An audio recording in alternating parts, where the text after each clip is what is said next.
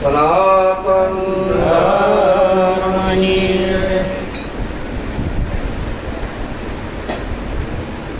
तो सदगुरु वचन विचार तो प्रगटे निर्मल ज्ञान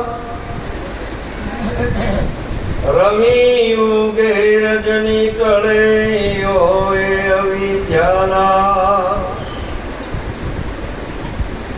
वचने वराते विश्वથી ન્યારા પૂજાય થઈને દેવો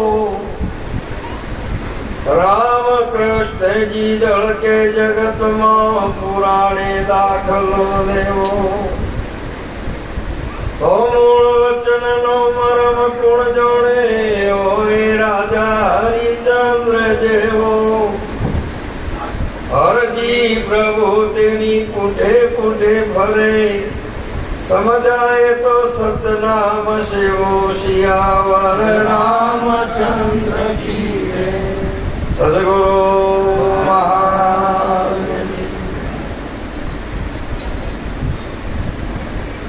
આપણે એક પદ બોલીએ, બધા પ્રેમથી બોલજો. બોલી કૃષ્ણ કનૈયા લાલ કી જય. નાગેરે હરિજના હરિ ગુણ ગાય રે તો નીત ગંગા વિમલાય. જેના ઘરે હરિજના હરિ ગુણ ગાય રે તો ગીત ગંગાજી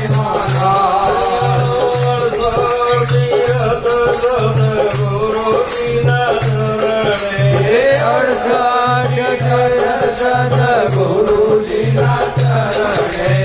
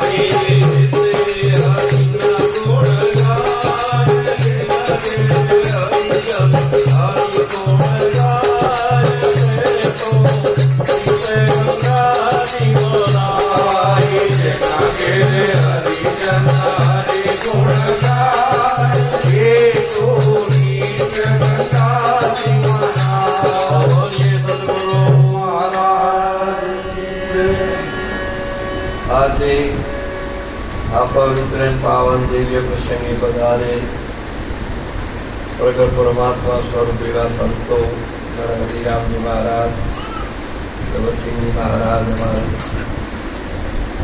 બાબુરામજી મહારાજ, ત્રિપુરામજી મહારાજ, મંજીરામજી મહારાજ પધારેલા છે. ગુલાબસિંહજી મહારાજ, સરદારસિંહજી મહારાજ પધારેલા. તમામ પરમાત્મા સ્વરૂપ એવા સંતો સત્પાતાઓ, આજનો યોગ સંત દર્શન સત્સંગનો મળ્યો એ યોગને પ્રાપ્ત કરનાર બંને સંત મહાપુરુષો સાગરરામ સંત શ્રી અમારે મદનરામ બંને ભાઈઓને મળી આવો એક સુંદર સંતોનું દર્શન અને સત્સંગનો યોગ રાખ્યો. તન મન ધનથી સેવા કરી પોતી આ લાવો લીધો અને સ્પર્શ અપાયો તે બદલ એમનો ધન્યવાદ. વિશેષતામાં તુલસીદાસજી મહારાજજી સુંદર એક વાક્ય બોલ્યા કે એક સાધે સબ સદાય, સબ સાધે એક જાય, તુલસી સીંચો મૂળ કો તો ફળ ફૂલ. એક જ વસ્તુ સાધવાની. આપણે ગાય જો કદાચ કામ જેનું લાવો ને તો પછી કોઈ દેવોને લાવવો પડતો. જેમ કે બધા દેવોનો વાસ એક જ કામ છે. આપણો શાસ્ત્રો સંત મહાપુરુષ સદગુરુને લાવો તો પછી આ વિશ્વમાં કોઈ તીર્થોને લાવવાની જરૂર રહેતી નથી. એ મહિમા ગાયો હમણાં બિહારીલાલ સુંદર કીધું. જાગ્રત સપને સસોપતિ ને તુરિયા આ પરાપસંતી મતમાનવે કર્યા બધું છોડીને પછી સદગુરુના દેશમાં જોગની પછી યુક્તિ જમાય છે, પછી તે પછી આત્માનો સાક્ષાત કરાય છે. આ બધું છોડ્યા પછી કેવો આ પિંડ ને બ્રહ્માંડ બે છોડી અને એટલે જો તો આ વાત સમજાય વિશે એ સદગુરુના દેશની મહિમા ગાયમાં આપણે ગાયો હોબળ્યું બધું ખરો, પણ આપણા ગુરુ પ્રત્યેની કેટલી નિષ્ઠા છે, આપણા માતા પિતા પ્રત્યેની કેટલી નિષ્ઠા છે. આપણે આપણી ભારતીય સનાતન સંસ્કૃતિમાં પરમાત્માએ જે કહ્યું છે કે ગાય માતામાં તમામ દેવો છે, તો આપણે ગાય પ્રત્યેનો કેટલો ભાવ છે, કેટલી આપણી એમના પ્રત્યેની સેવા છે. વાણી અને વર્તન એક હશે તો બરાબર છે, નહીંતર ગાવા માટે તો તમને છૂટ છે. પણ આ આનંદ લેવો હોય એ સ્વરૂપનો એ ગતિને પ્રાપ્ત કરવી હોય તો આ નરસિંહ મહેતાજીએ એ જ કીધું, જે ઘેર હરિજન હરિજસ ગાવે તે નિત ગંગામાં 68 તીરથ સદગુરુજીના આપણે બેઠા છીએ. ફરવા જોઉં છું કે નથી જાતા? એની વાત જ એ આવે છે કે આ જો વાત એને મળી હોય તો પછી તમારે ડગલો આડોવાળો ભરવાય છે કે કેમ? આટલી નિષ્ઠા જ્યાં સુધી ના આવે. હમણાં સુંદર એ કીધું, પ્રતિવંતા બીજાના એના પતિ સેવા બીજાના ગુણ કોઈ દાડો ગાય અને એટલે એને માથે શેડો નાખવાથી સતી આ જેટલા છે એટલા કરી રહ્યા, તમે મારા પ્રભુ છો, તમે મારા પ્રભુ છો. તો આ જગતમાં જેટલું ભાડ્યું એવું નહીં. મહાપુરુષે કીધું છે. અહીંયા તુલસીદાસજી મહારાજ એ જ વાત કરી કે એક સાથે સબ સદાય, એક જ વસ્તુમાં આ બધી સમાયેલી છે. માટે કરીને બહુ પ્રેમથી અને ભાવથી નિષ્ઠાવાન બનો અને આ વચન પ્રિય તમારી પૂરેપૂરી નિષ્ઠા હોય એ વચન પર તમારું વર્તન હોય, એ વચન સ્વરૂપ હો તો વાત બરાબર છે, નહીતર મેં આવે હો. માટે કરીને પરમાત્માએ આપણને મનુષ્ય જન્મ આપ્યો. મહારાજશ્રીએ મનુષ્ય જન્મનો મહિમા બહુ વર્ણન કર્યો. અને આ વસ્તુ પરમાત્માની પ્રાપ્તિ કરવા માટેનો છે. બીજા અવતારી પરમાત્માને કોઈ મળી શક્યું નથી. અને પરમાત્માને જો તમારા દ્વારે લાંબા હોય તો આ અવતારે આવે ને. આમ જુઓ તો ઘણો કઠિન છે અને આમ જુઓ તો સહજ છે. કઠિનમાં તો ઋષિ મુનિઓ સાધુ સંતો કેટલાય તપસ્યાઓ કરી થાચ્યા તોય ભગવાન કોઈ આયા.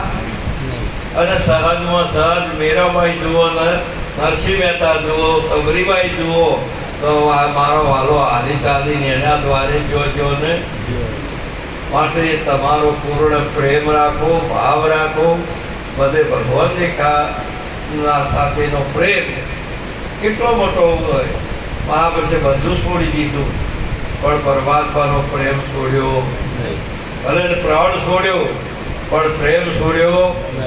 મહાપુરુષે પપૈયો પીયું કરી અને કદાચ એનો પ્રાણ છોડે પણ પૃથ્વીનું જળ ના પીએ ને આ સરોવરમાં ભરેલું કોઈ દાડો ના પીએ ને એ તો આવતા સ્વાદની બુદ્ધ પકડે. તેમાં ગુરુમુખની જે અમૃતનું પાન કરે તે જ પપૈયો છે, બીજું કોઈ છે. આવી સાચી વસ્તુને આપણે સેવવું પડે. માટે પ્રભાતવાનું ભજન કરવા માટે આવો એક સુંદર અવતાર મળ્યું. અને આ બધા કેટલું પરમાત્માનું ભજન કરી રહેલા છો. ખૂબ ખૂબ ધન્યવાદ છે. આપ એ પદને પણ પામેલા છો, એ પણ ધન્યવાદ છે. અને એ મહિમાને રાત દિવસ અવિરત ભજન સાથે સંતો સાથે જે નિભાઈ રહેલા છો, પોતાનો પુરુષાર્થ પણ કરી વ્યવહારિક સત્યા પણ નિભાવો છો. અને જોડે આ પરમાર્થની ભૂમિકા આજે રાત દિવસ ભજન કરી અને આપણી આ જાતની જોત રાખી છે ને, તે બદલ આપ સંતોનો પણ ખૂબ ખૂબ ધન્યવાદ છે.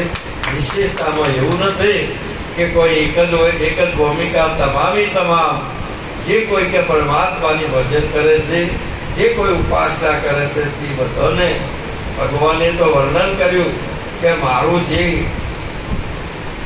ગુમાય દોડે જે નામ લે છે ને, તુલસી સિયા રામ કો રીજ વધો કે ખીજ, ઉલટા સુલટા વાવીએ જુગ ખેતરમાં. ખેડૂતને 8 મહિનો આવે એટલે કદાચ એને પહેરવા માટે પોચોટીઓ કે ચાવલ ના હોય ને તો પછી પોટમાં લઈ બાજરી ને પછી આપવું કહે ખેતરમાં. પછી ઓળા કે હવે બધા બી કોઈ ઓમ ના પડે, ઓમે પડી ગયો હું તોય પડે એ પૂછું. તો ચોથા દિવસે ભગવાન એને હમો કરીને ઉગાડે ને એટલે તુલસી સિંગારામ કો રીજ બધો કે ઋષિ મળીને બોલો. વાલ્મીકીને જયારે ભગવાન નારદજી મળ્યા અને એમને સાચી વસ્તુ સમજાઈ મહાપુરુષી, અને એકદમ એને ચોટ લાગી. સંસાર પ્રત્યેનો વૈરાગ્ય છે, વિષય ઉપરની વાસનાઓનો નિર્મૂળ થયો અને પરમાત્મા સાથેનો વૈરાગ, સંસાર ઉપરના અનરાગ અને પરમાત્મા સાથેનો રાગ, એનું નામ વૈરાગ છે. એ મહાપુરુષ એટલે ભગવાન નારદજીએ કીધું કે તમને હું મંત્ર આપું રામ નામનો, એ તમે પરમાત્માના નામનું સ્મરણ કર્યા કરો, જાપ જપ્યા કરો. પણ કે આવડતો જ નથી મને. કોઈ દાડો મારું કર્યું છે, કોઈ દાડો રોમ કર્યું નથી. પણ ગુરુનો વચન ભલે ને કદાચ તમે અવળો બોલશો તો એ હવળો કરે ને.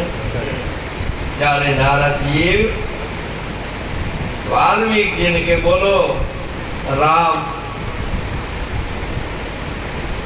પણ મરો આવડે પણ રામ ના આવડે. કીધું ભલે જીવવાનું કરીએ મરો છે પણ ભાવમાં રામ રાખજો, ભાવમાં રામ રાખજો. હું ભલે ને મારો કહું છું પણ રામને જો તાપ ધપું છે એવું નક્કી છે